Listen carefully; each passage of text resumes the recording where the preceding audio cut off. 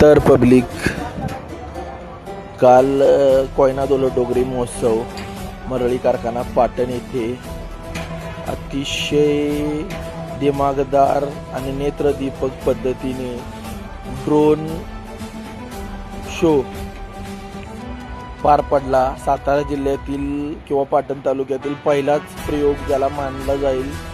अतिशय डोळ्याचं पारणं फेडणारा हा कार्यक्रम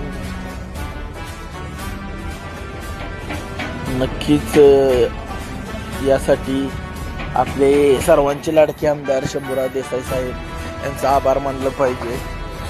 आणि हा शो पाहण्यासाठी आज पण आहे 9:30 ते 10 पर्यंत हा शो होईल. नक्कीच भेट द्या कोयनादोलो डोगरी महोत्सव पाटणला. थँक्यू.